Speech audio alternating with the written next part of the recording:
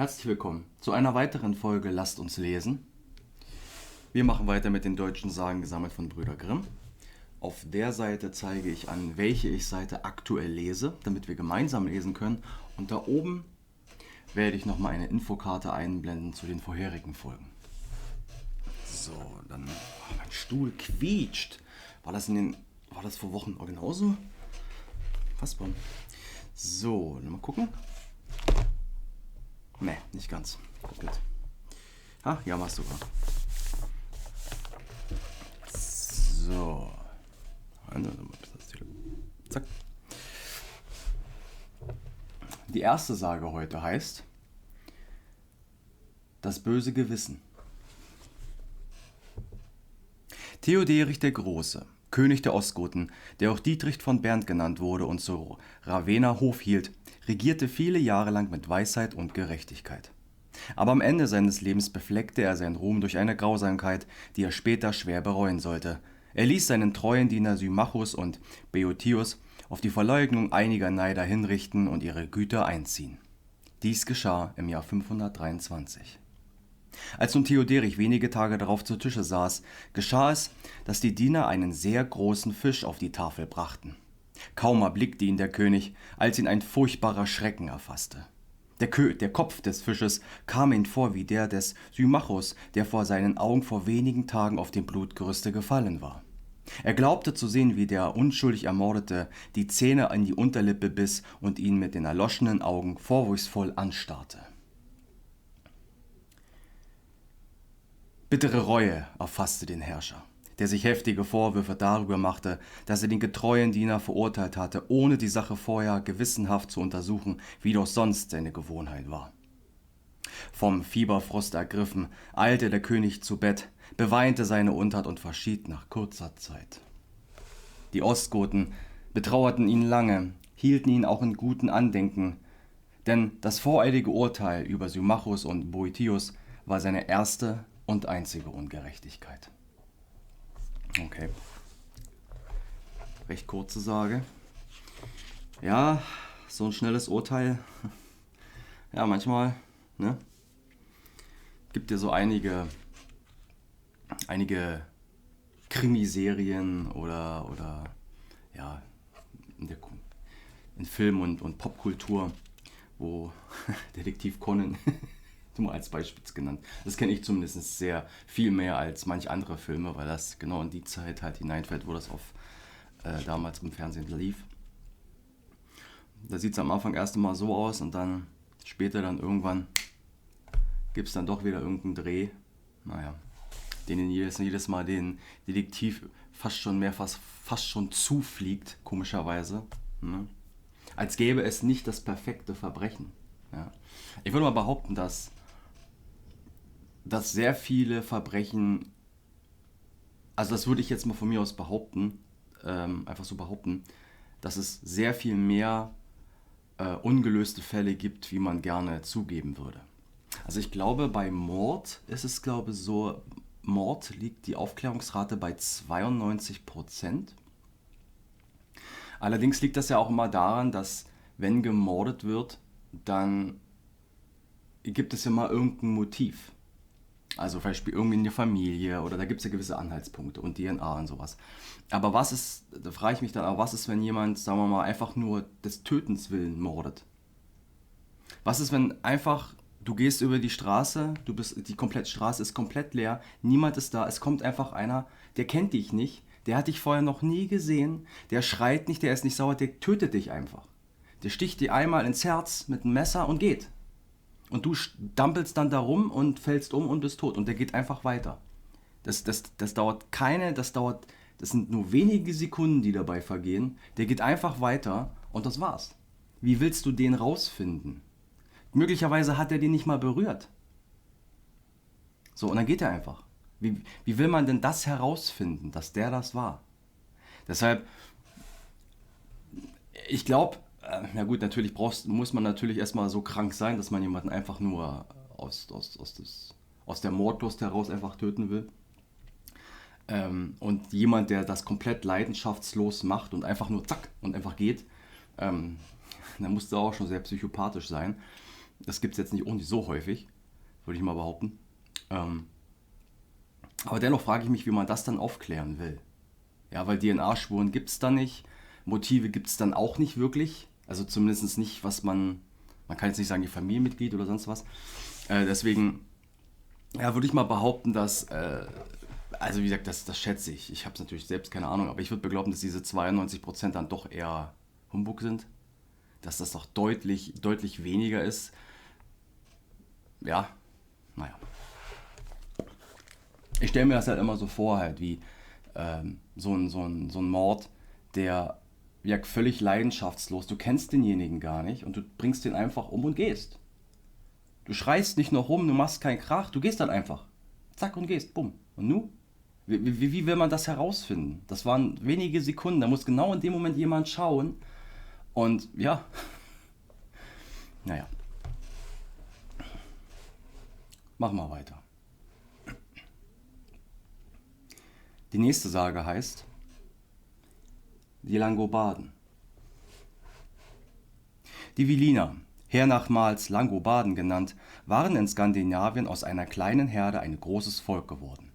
Unter dem König Snio brach nun Hunger und Not aus, so dass ein Gesetz erlassen werden musste, das alle Gastereien und Gelage verbot.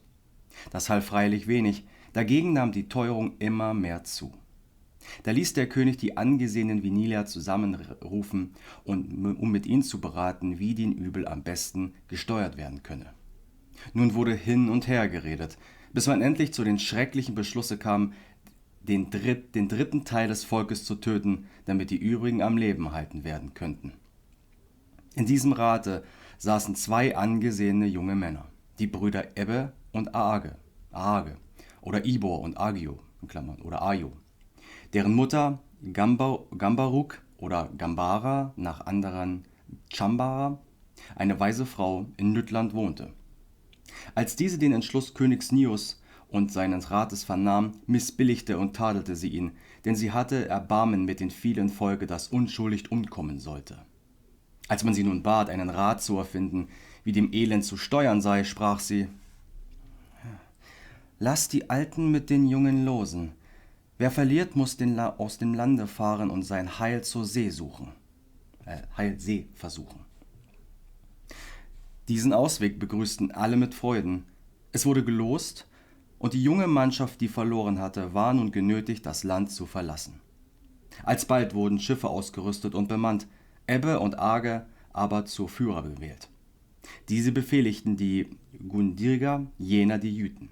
Die weise Gambaruk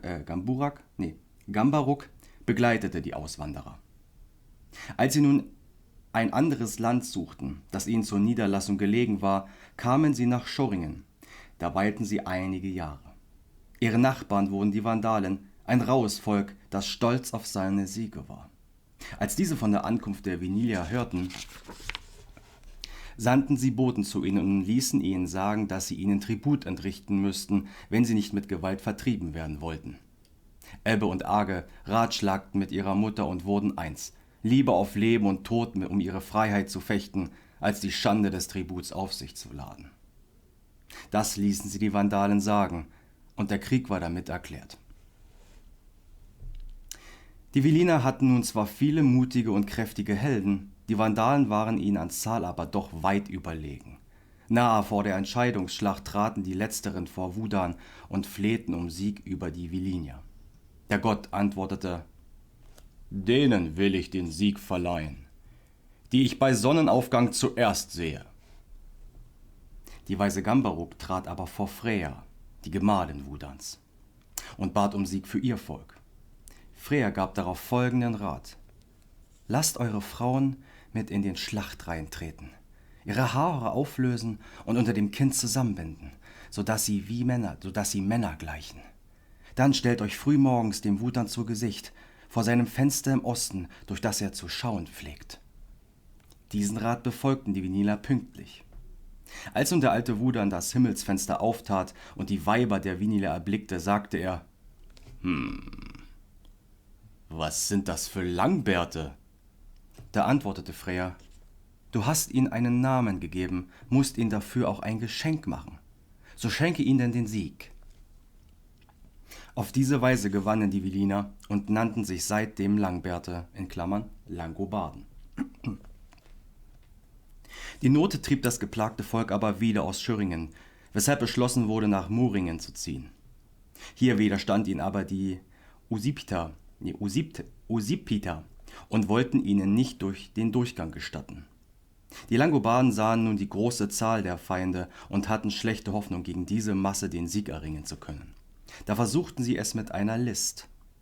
Sie sprengten aus, dass in ihrem Lager Hundsköpfe seien, ungeheure Menschen mit Hundsköpfen, die gierig nach Menschenblut wären und ihr eigenes tränken, wenn sie keine Feinde erreichen könnten. Um dies glaubhaft zu machen, stellten sie ihre Zelte weit auseinander und zündeten viele Feuer an. Dadurch wurde die Usipiter in Furcht gesetzt und wagten die Hauptschlacht nicht. Doch hatten sie unter sich einen starken Mann, auf dessen Kräfte sie vertrauten, und machten den Langobarden den Vorschlag, einen den ihrigen auszuwählen, der mit diesen einen Zweikampf bestehen würde. Siegte der Usipiter, so sollten die Langobarden hingehen, woher sie gekommen waren. Im anderen Falle sollte der Durchzug nichts in den Weg gelegt werden. Als nun die Langobarden berieten, wen sie mit dem starken Gegner entgegenstellen sollten, erbot sich ein unfreier Mann zu diesem Wagestücke unter der Bedingung, dass er und seine Nachkommen in den Stand der Freien aufgenommen werden sollten. Das wurde ihm zugestanden. Er übernahm den Kampf, besiegte den Feind und wurde dafür als freier Mann angesehen. Ja, die Langobarden ist wahrscheinlich die wahre Geschichte, wie sie wirklich zu den Namen gekommen ist wahrscheinlich trivialer, als man denkt. Aber es ist doch schön, das ist so zu machen. Also auch darauf würde ich jetzt erstmal auch nicht kommen. Mit den Haaren hier umbinden und dann hier so runter. Aber gut, war es nicht sowieso, dass zumindest die Wikinger hatten doch ihre Schildmaid. Frauen, die auch gekämpft haben. Frauen sind zwar nicht so kräftig wie Männer, dennoch denken sie anders. Also nicht schlechter, ja, nicht, dass man mich falsch versteht. Frauen denken einfach anders. Und daher finde ich es vielleicht gar nicht mal so schlecht, wenn Frauen mit im Kampfe sind.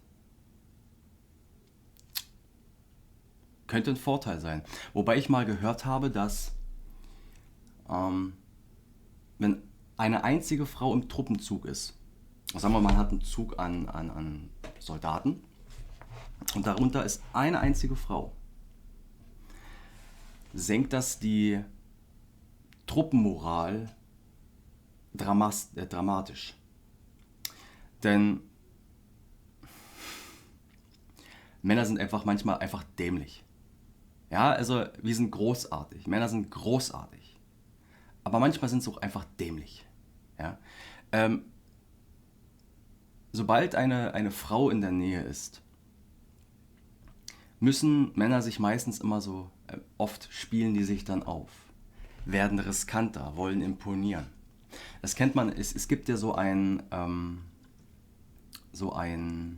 Test, wo man einen Mann, beziehungsweise wo man Männer, die Hand in Eisbad reingelegt lassen.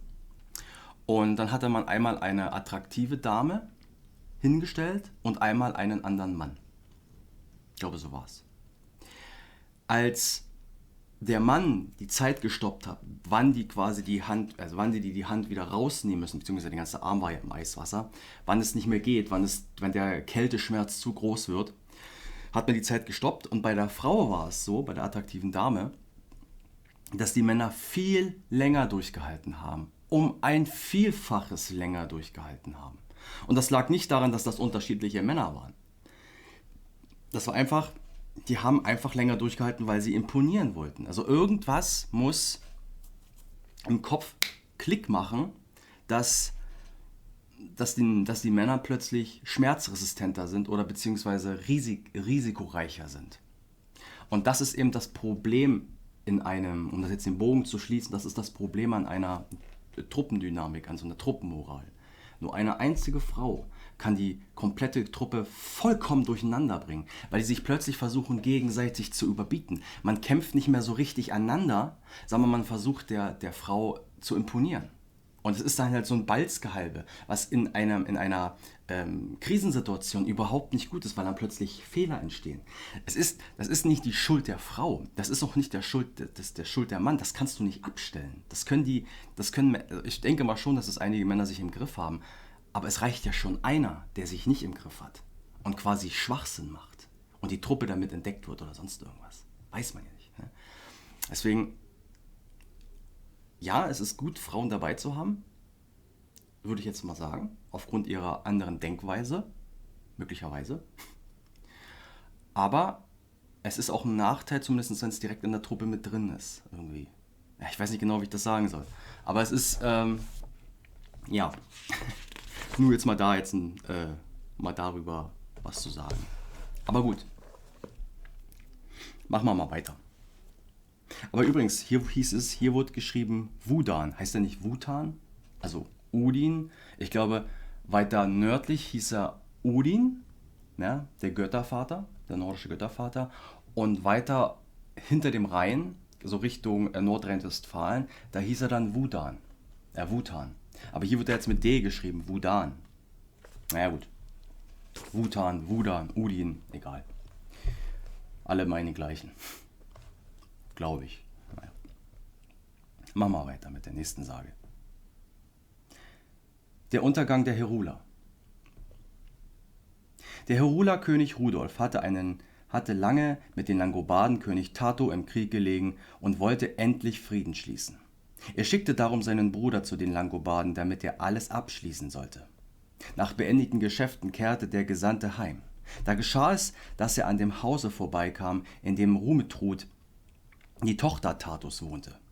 Diese sah, dass ein Mann mit großem Gefolge ankomme und erfuhr, dass es der herulische Gesandte, ein Bruder Königs Rudolf sei, der in sein Lande heimkehrte. Da plagte sie die Neugier, den Mann kennenzulernen, schickte einen Boten hin und bat den Fremden, einen Becher Wein in ihrem Hause zu trinken. Ohne Arg folgte er der Einladung, aber kaum eingetreten wurde er von Rumetrud verspottet, weil er klein von Gestalt war. Entrüstet über diese Beleidigung antwortete Heruler im scharfen Tone, so dass die Königstochter noch viel mehr beschämt wurde und in heller Wut geriet. Sie nahm sich vor, an dem Spötter Rache zu üben, verbarg aber ihre tückischen Gedanken hinter der Maske der Freundlichkeit, schlug ein anderes Gesprächsthema vor und lud den Jüngling zum Sitzen ein. Den Sitz wies sie ihn aber da an, wo in der Wand eine Lücke war, worüber sie, als ob es dem Gaste zu Ehren geschähe, einen Teppich hängen ließ. Hinter diesen Teppich ließ sie aber durch vertrauten Diener den Fremden überwachen. Sie hatte den Befehl, den Heruler von hinten zu erstechen, sobald sie das Zeichen dazu geben würde. Als ihre Zeit gekommen war, rief sie laut: »Mische den Becher!« Das war das Stichwort. Die Diener verstanden es und stießen den Beleidiger ihrer Herrin durch die Lücke zu Tode. Als König Rudolf von diesen nicht nichtswürdigen Verletzungen des heiligen Gesandtenrechts hörte, rief sie sein Volke zur Rache auf und brachen den eben erst geschlossenen Bund. Als der Schlachttag herannahte, war er seiner Sache sehr gewiss, zweifelte nicht im Mindesten daran, dass ihm der Sieg werden müsse und blieb ruhig im Lager, wo sich die Zeit mit Schachspielen vertrieb. Die Heruler waren ja im Kampfe wohl erfahren und durch viele Siege berühmt. Diese Siegeszuversicht teilten auch der gemeine Mann, weshalb viele Krieger nackend kämpften, nicht nur wegen der freien Bewegung, sondern um öffentlich zu zeigen, dass sie Wunden verachteten. König Rudolf also spielte ruhig in seinem Zelte, hatte aber einen seiner Leute befohlen, auf einen nahestehenden Baume zu steigen, damit er ihnen den Sieg der Heruler umso früher verkündete. Vorher sagte er ihnen aber: »Meldest du mir ihre Flucht, so ist dein Kopf verloren.« Der Mann auf dem Baum wünschte nun wohl sich und seinem Volke das Beste, sah aber bald zu seiner Schmerze, dass die Schlacht übel ging, doch wagte er es nicht, dem König mitzuteilen. Als aber das ganze Heer dem Feinde den Rücken kehrte, kein Haufe mehr standhielt, da rief er bekümmert aus: »Oh, wehe mir, wehe dir, Herulerland, der Zorn des Himmels hat dich getroffen!« Das hörte Rudolf und sprach: »Wie? Fliehen, mein Herr Ruler?« Da antwortete der Mann: »Ihr habt das Wort selbst gesprochen, nicht ich!« Noch glaubte der König nicht die Tatsache, stand ratlos da, wusste nicht, was beginnen sollte. Da brachen die siegenden Langobarden herein, alles vor sich niederschlagend. Auch Rudolf fiel, ohne sich wie ein König oder auch nur wie ein tapferer Mann benommen zu haben.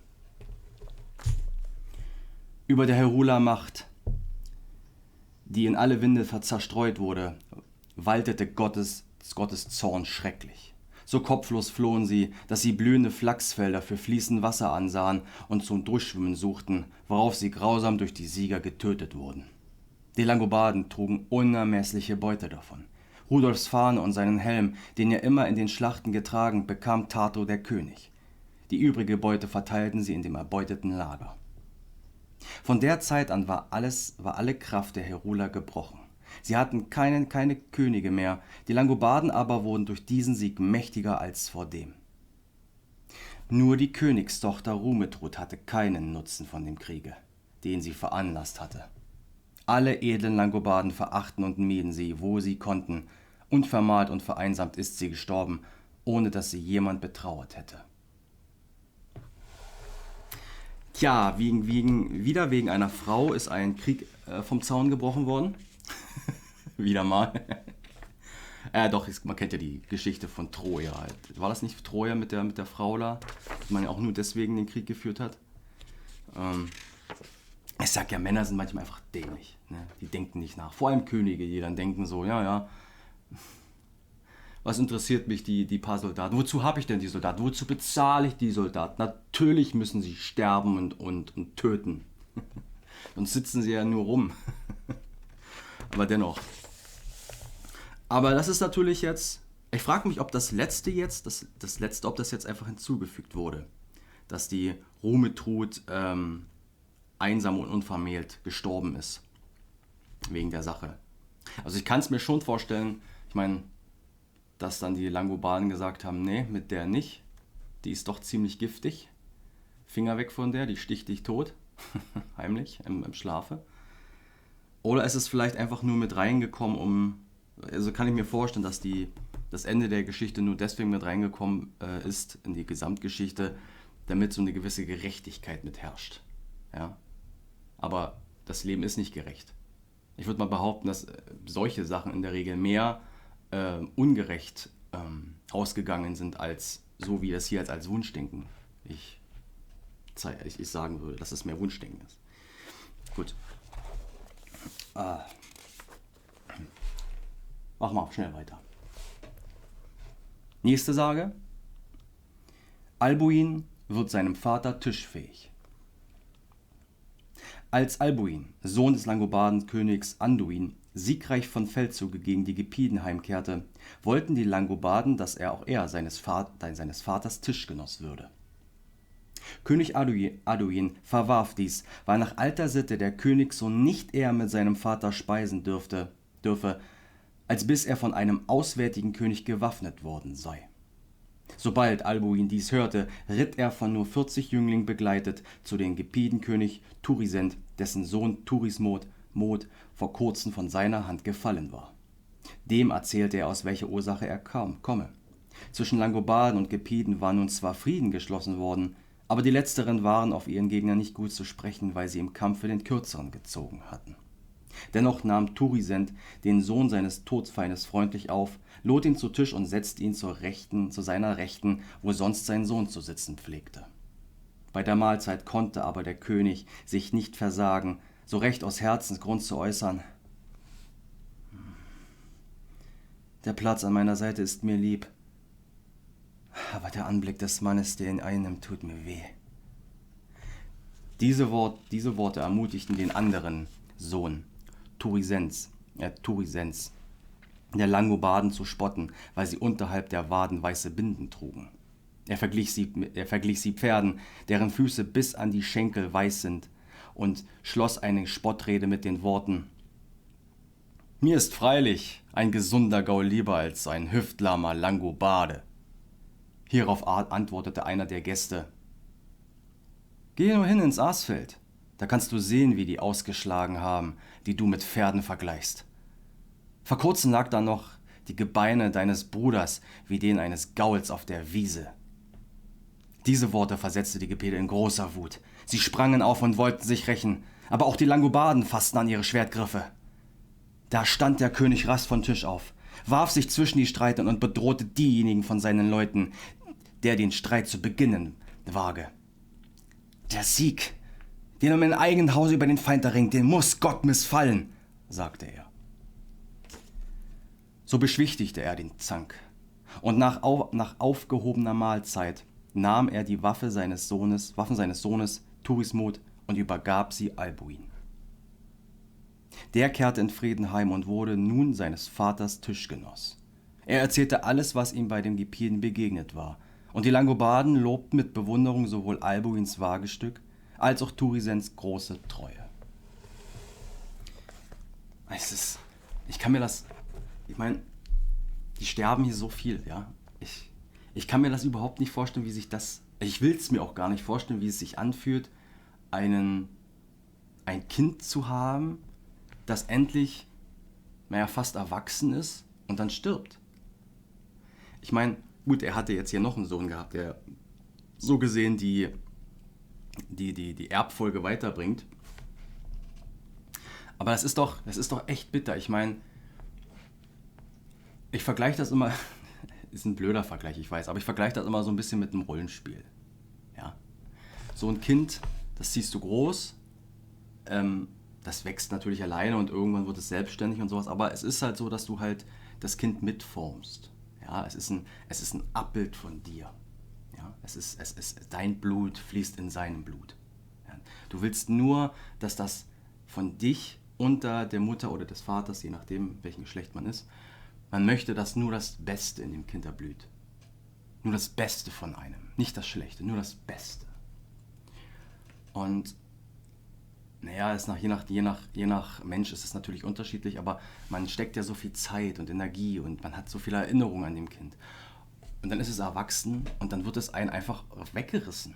Und dann ist es weg. Es ist ein Eigenfleisch und Blut und dann ist es einfach weg. Das zu begreifen, also man kann so,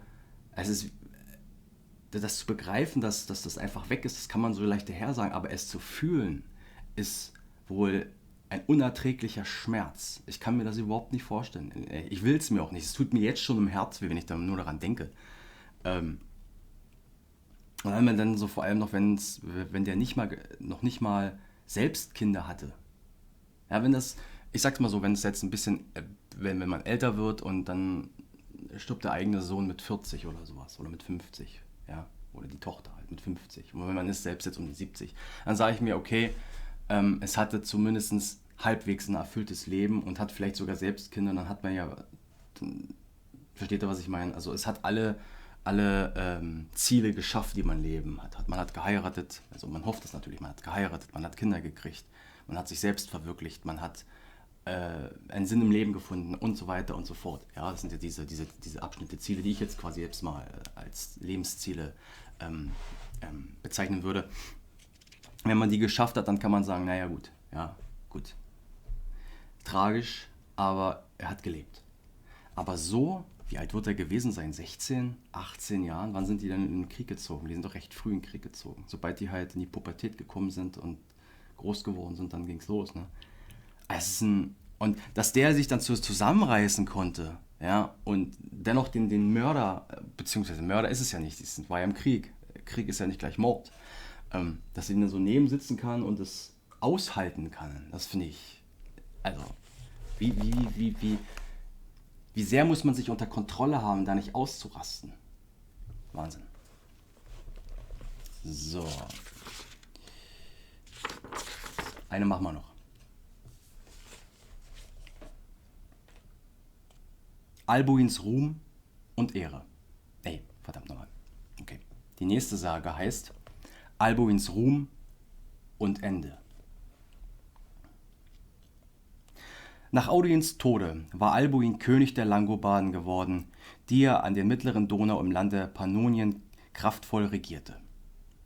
Nun hatte in jener Zeit der byzantinischen Kaiser, einen tapferen und verdienstvollen Feldherrn Narses genannt, der das Reich der Ostgoten 555 zerstörte. Der hochfahrenden Kaiserin fiel es zu ihrem Unglück ein, diesen Mann ohne Grund zu verhöhnen. Sie sandte ihm in Übermut ein goldenes Spinnrad und ließ ihm sagen, er tue besser mit den Weibern zu spinnen, als Männern zu befehlen. Diesen Spott nahm der auf seine Verdienste stolze Feldherr sehr übel und äußerte gegen seine Vertrauten: Ich will ihr einige Gewebe spinnen, aus denen sie zeitlebens ihren Hals nie wird loswickeln können. Darauf lockte er die Langobarden herbei und leitete sie mit ihrem König Albuin nach Italien. Dieses Land eroberte der König bis an den Fluss Tiber und bis auf wenige Stätten an die Meeresküste. Die Stadt Tiznium, die später Pavia genannt wurde, belagerte er 3 Jahre und etliche Monate, denn es war ihm viel an dem Ort gelegen, den er später zu seiner Residenz machen wollte. Erbittert über die lange Belagerung tat der König das harte Gelübde, alle Bewohner über die Klinge springen zu lassen. Endlich war der Widerstand der Verteidiger gebrochen und Albuin wollte als Sieger einziehen. Als er nun durch die Johannespforte an der Ostseite der Stadt eintreten wollte, stürzte sein Pferd und war auf keine Weise wieder hochzubringen. Da sagte ein alter Langobarde: Gott schickt dir ein sichtbares Zeichen, o König. Lass dich dadurch warnen und nimm deinen grausamen Befehl zurück. Du musst den Leuten vergeben können, die Freiheit, Gut und Leben wie billig männlich verteidigten. Diese Worte eines weisen Mannes fanden einen guten Ort in Albuin, der sogleich den Blutbefehl zurücknahm. Da erhob sich das Pferd von selbst und er konnte ruhig seinen Einzug halten. Die schwachen byzantinischen Kaiser konnten die siegreichen Langobarden samt ihrer sächsischen und slawischen Hilfsvölker also nicht aufhalten. Sie bewogen darum deren alten Feinde, die Gepiden, ihnen in den Rücken zu fallen. Turisent war inzwischen gestorben und sein Sohn Kunimund regierte an seiner Stelle. Alboins besiegte den König, tötete ihn mit eigener Hand und machte aus dessen Schädel eine Trinkschale. Seine Tochter Rosimund führte er in die Gefangenschaft, erhob sie aber später zu seiner Gemahlin. Alboins Taten waren allerwärts bekannt, und sein Ruhm wurde nicht nur von den Langobarden, sondern auch bei den Bayern, Sachsen und anderen Völkern deutscher Zungen in Lieder besungen. Auch erzählten viele, dass zu seiner Zeit ganz vorzügliche Waffen geschmiedet worden seien. Eines Tages saß Alboin zu Verona fröhlich beim Mahle und befahl, der Königin Wein einzuschenken, und zwar aus jener Schale, die er aus dem Schädel ihres erschlagenen Vaters anfertigen ließ. »Trinke fröhlich mit deinem Vater«, befahl er ihr. Rosimund empfand tiefen Schmerz bei dieser Zumutung und sann auf Rache. Der grausame Gatte sollte sterben. An dem Hofe des Königs war nun ein tapferer Held namens Peredio, der ein Vergehen begangen, das, wenn es der König erfahren, ihm das Leben gekostet haben würde. Rosimund wusste aber darum und stellte den Mann vor die Wahl, entweder ihren Gemahl zu töten oder sein Leben durch den König zu verlieren. Peredio entschloss sich also, Albuin zu ermorden. Er drang in sein Schlafzimmer ein und erschlug ihn, nicht ohne große Mühe, denn der König, dessen Waffen durch Rosimund versteckt waren, wehrte sich tapfer mit einem Fußschemel.